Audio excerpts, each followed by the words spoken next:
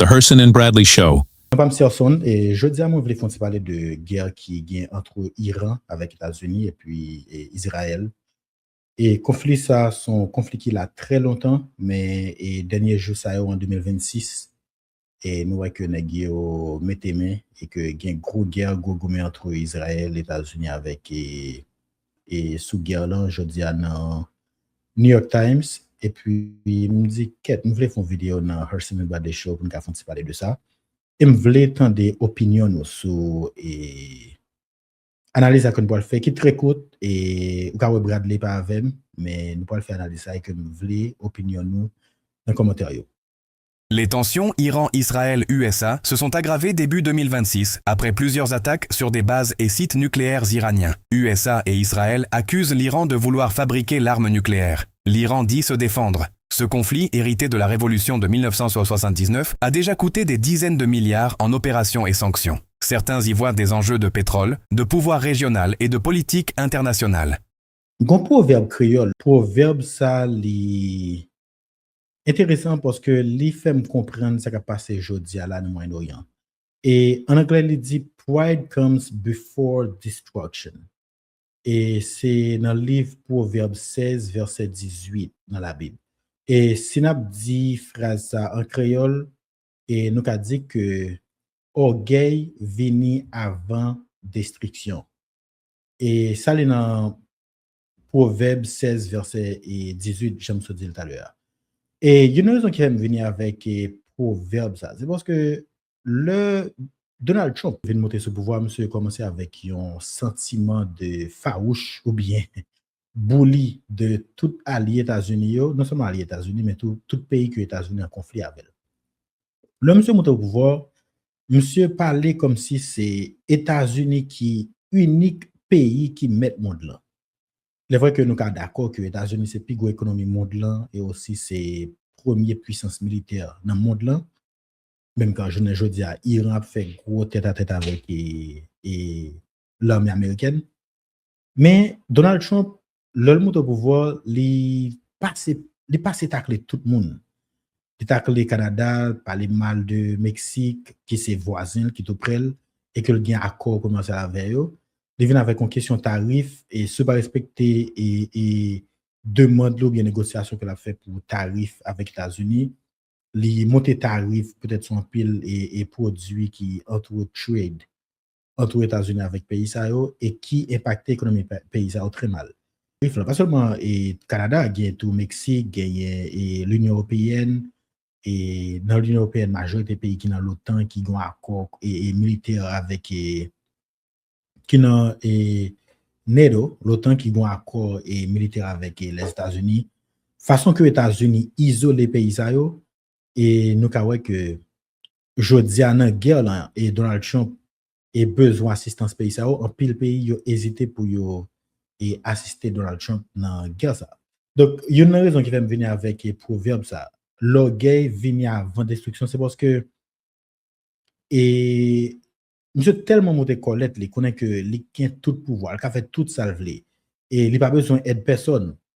Et Jodia, il est rentré en conflit avec l'Iran pour l'aider Israël, qui c'est un pays fidèle et allié des États-Unis, ou bien qui sont pays en Moyen-Orient que les États-Unis a protégé malgré tout.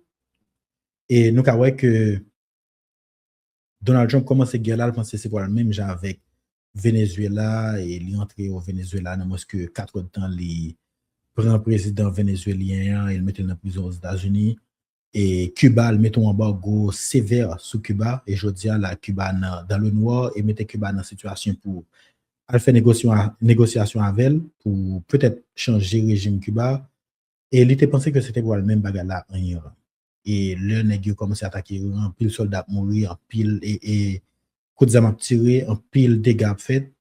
Et l'Iran attaqué plus fort base militaire que les États-Unis gagnent dans la zone Moyen-Orient. Et l'Iran attaqué Tel Aviv qui c'est capitale Israël, en pile monde mourir, en pile monde perdu caillou, en pile dommage, en pile monde a quitté Israël dans le moment et que Trump vient arriver dans Carrefour côté li ouais que les besoin aide.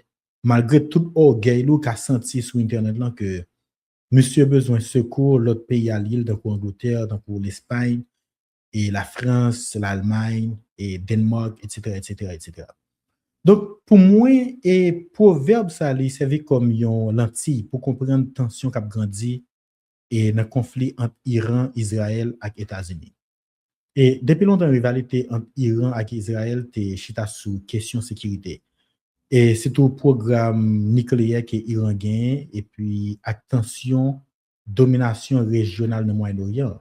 Nous connaissons Israël qui est dans la région, il n'est pas remis à ce que un pays tant qu'Iran a dominé la région comme ça.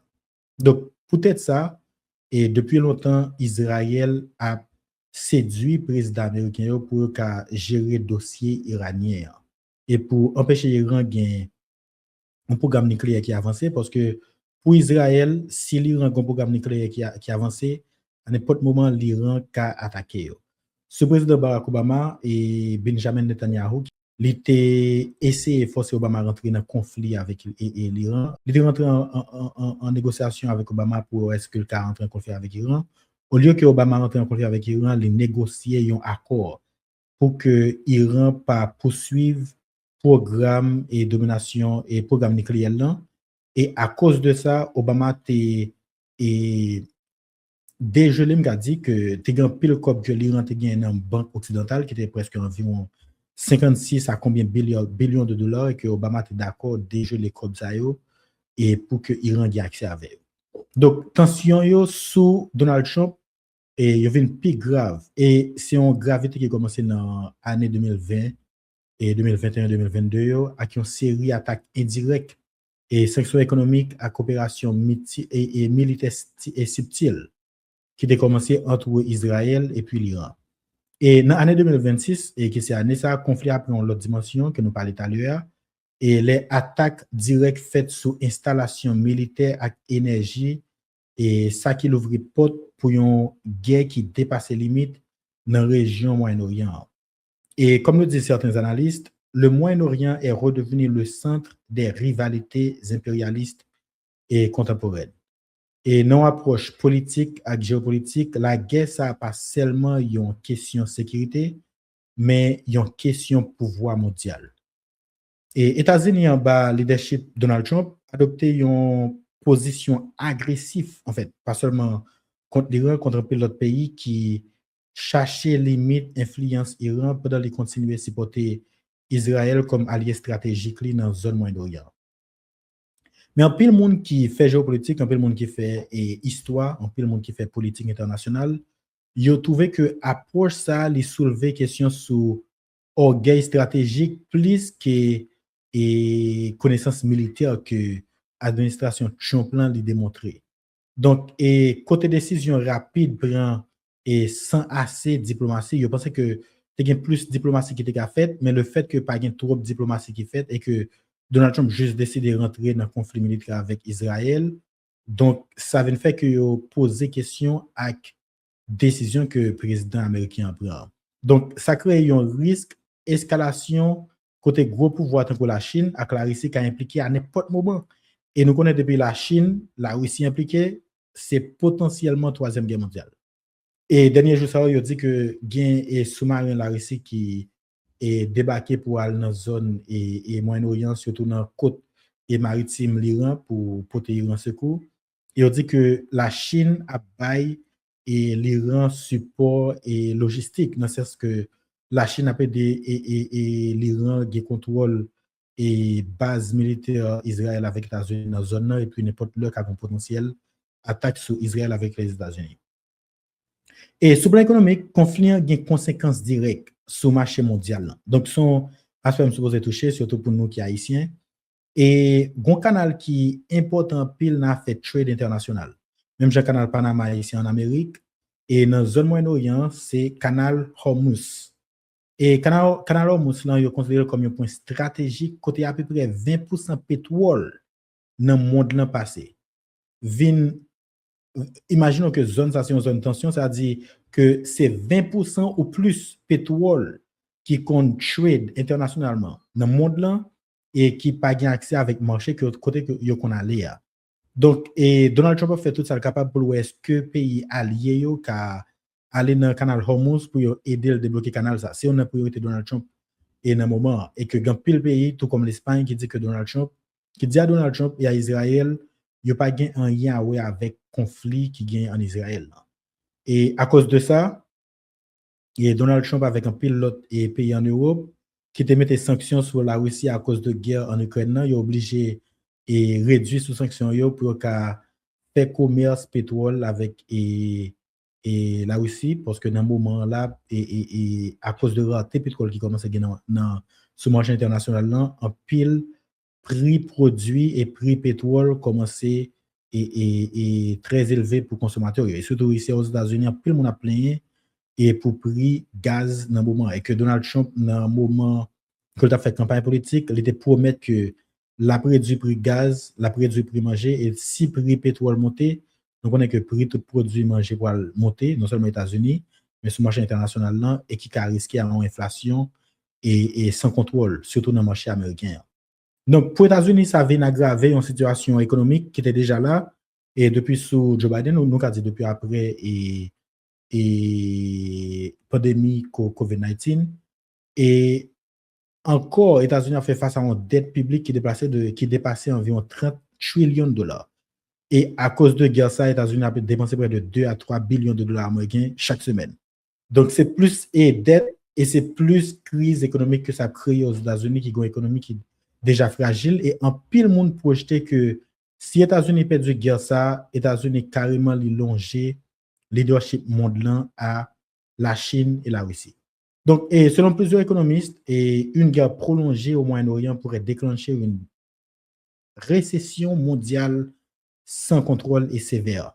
Et dans la logique de gauche, ça montrait que le système capitaliste mondial dépend sur l'instabilité avec la guerre pour maintenir domination.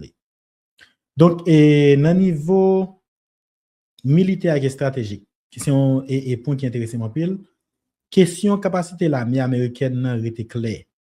Malgré États-Unis gagne un plus gros budget défense dans le monde là, qui plus passer environ 800 milliards de dollars par année, la guerre moderne n'est pas facile et n'est pas coûte. Donc, et gouvernement ou bien administration Donald Trump a fait penser que il va attaquer l'Iran et si on va que le pouvoir faire dans 11 semaines à 2 semaines et dernier jour ça et administration Ozawa pour ça parce que pas de plan pour faire une guerre avec un pays et notre Trump Iran qui a duré plus que 1 mois, 2 mois ou même et des années et une guerre qui a et déclenché à une plus grosse guerre régionale et même mondiale. Donc Iran utilise des tactiques qui plus asymétriques dans la question stratégie militaire. Et ils ont utilisé des missiles balistiques avec alliés régionaux pour combattre une supériorité militaire traditionnelle dans les États-Unis. En plus, le cabinet Donald Trump qui a une tendance pour prendre des décisions rapides, parfois sans contrôle et sans plan, et souvent sans consensus international, augmenter le risque, mauvais calcul. Et c'est ça qui a privé là dans le moment. Et ça confirme l'idée que force militaire pas toujours égale à victoire rapide. Donc, j'ai une guerre avec l'Iran fini. Et il y a 3 scénarios principaux. Moi-même, que je pense personnellement. Moi, c'est que diplomatie forcée après gros pète, il y a la guerre longue qui faiblit toute partie, ou bien il y a une escalation qui implique plus gros pouvoir. Et je pense que j'aime la continuer là, c'est dans le 3e que n'a que n'a couru en fait. Car une escalation dans guerre ça et que au cas où un jour cap venir là Japon qui promet Donald Trump que pour aller dans le canal Hormuz pour aider ouvrir canal ça pour produire pétrole au cas passé, au cas où Japon entre dans guerre là. Et si Japon entre dans guerre là, au cas où la Chine entre dans guerre là, au cas où Singapour entre dans guerre là, au cas où la Russie entre dans guerre là, au cas où l'Union européenne entre dans guerre là pour aider les États-Unis, malgré que dans bon moment faire réticence qui c'est et allié traditionnel yo. Donc et c'est worst case scénario, c'est pire scénario que nous avons imaginé, que nous pas souhaité. Mais il y a l'autre scénario que un pile et analyse politique et géopolitique a fait, c'est que récemment, pas plus que 2 week-ends, et Donald Trump a invité Condoleezza Rice, qui est ancien conseiller, ancien secrétaire d'État aux États-Unis. Et c'est un monde qui était très qualifié dans le poste et sous George Bush, et il a connaissance avec expérience dans la question de guerre dans le Moyen-Orient, parce que l'époque de George Bush, guerre en Irak, et Dame Satella, guerre en Afghanistan, Dame Satella, ils sont grands professeurs à l'université sur question diplomatie et relations internationales. Et Donald Trump a interpellé dans t'es convoqué dans White House et récemment pour te faire un petit peu parler pour de guerre là. Et il y a une possibilité à ce que Donald Trump les fait un tour de face et pour parler de diplomatie et comment on peut résoudre le conflit ça qui vient au Moyen-Orient et non façon diplomatique avec l'Iran. Et il y a une autre barrière qui parle en pile, c'est que le premier ministre et de longtemps et Israël, qui c'est Benjamin Netanyahu, en pile monde a parlé sur le réseau que l'État semblait mourir dans l'attaque que l'Iran a fait et environ 15 à 10 jours de cela sur Tel Aviv, qui est la capitale d'Israël.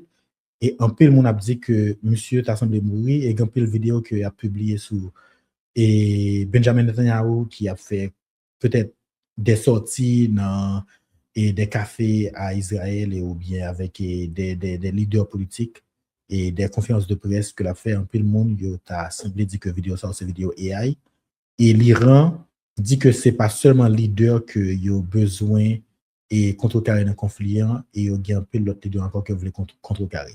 Et selon les médias en Iran, il dit que yes, Benjamin Netanyahu mourit, mais médias internationaux, tant que médias en Israël et médias et dans la zone occidentale, tant qu'aux États-Unis et Europe, ils n'ont pas confirmé que Benjamin Netanyahu est mort. En tout cas, ce n'est pas ça que je souhaité, mais guerre ça, il est là et il semble là pour durer et possiblement c'est une guerre qui a déclenché à la Troisième Guerre mondiale.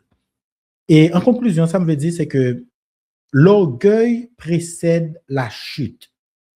Et proverbe que nous avons commencé avec là. Nous avons le Donald Trump a monté au pouvoir, monsieur ouvert Gojli a parlé de et comment États-Unis fort, États-Unis pour contre lui qui a fait toute ça et dans le monde là et on petit pays tant que Venezuela qui est très facile les derniers jours ça qui a fait face avec et des crises et politiques et économiques, les pas même déjà avec l'Iran que États-Unis étaient rentré Venezuela prend un président vénézuélien en moins que et 4 temps.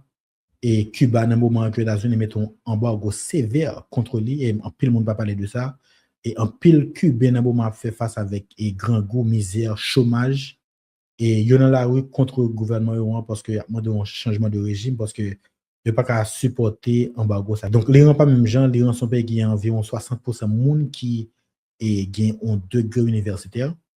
Et encore, et ce n'est pas seulement degré universitaire, donc le monde qui étudie communication, sociologie, et des études de psychologie, des études simples.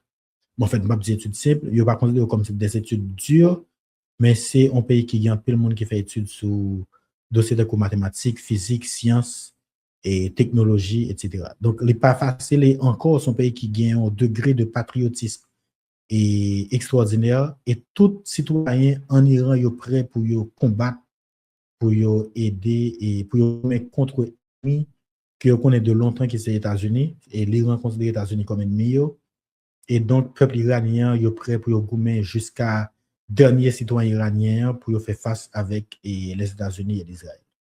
Donc Jean Trump avec arrogance il pensait que c'est une guerre qui est facile. Je dis à non Carrefour côté les besoins support international, les besoins alliés que le t'a blasé, bouli et pour question tarif, les besoins pour aller non seulement avec canal de Hormuz, parce que dans le canal, ça va ouvrir, et prix pétrolier, s'il a continué à monter, et il n'est pas bon pour l'administration, monsieur, parce que c'était campagne, il était pour mettre que la descente prix gaz, la descente prix manger, et nous connaissons, depuis prix pétrole monté, la difficile pour descendre prix manger avec gaz, la caillou. Donc, pour Haïti, comment on a dit que guerre ça a impacté? Nous connaissons depuis prix pétrole avec gaz, les instable dans le monde là, et petit pays, tant que Haïti, c'est pays qui a impacté plus. Question inflation, question la vie chère, question misère, question chômage, question grand goût. Et l'a impacté plus en Haïti.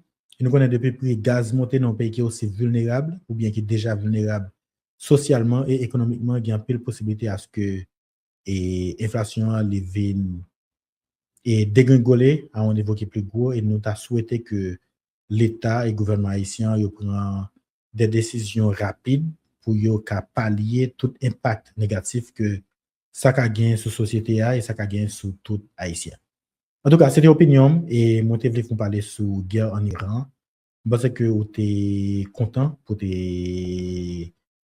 suivre et vidéo ça et je souhaité que vous baillez opinion dans les commentaires qui en bas. Parce que je me connais qui ça plus haïtien que possible penser de guerre ça. Est-ce que États-Unis a bien guerre là, est-ce que l'Iran a bien guerre là? Est-ce que nous pensons que Benjamin Netanyahu vraiment est mort? Est-ce que nous pensons que guerre ça l'a déclenché la Troisième Guerre mondiale? Et qui position Haïti qu'a prend de guerre ça? Parce que les grandes puissances yo occupé, il a créé question, il a géré question de la guerre, je pense qu'il y a bien moins de temps pour faire ingérence dans l'affaire Haïti. Donc, est-ce que ça n'a pas bonne opportunité pour politiquement Haïti les prendre des décisions pour nous et parler de développement et venir avec des projets de développement dans le pays? En tout cas, nous pas M. Arson et moi souhaiter que nous commenter vidéo parce que mon besoin et feedback nous. Et à la prochaine, nous venir avec une autre vidéo pour nous parler de guerre ça et évolution de guerre là dans le monde. The Herson and Bradley Show.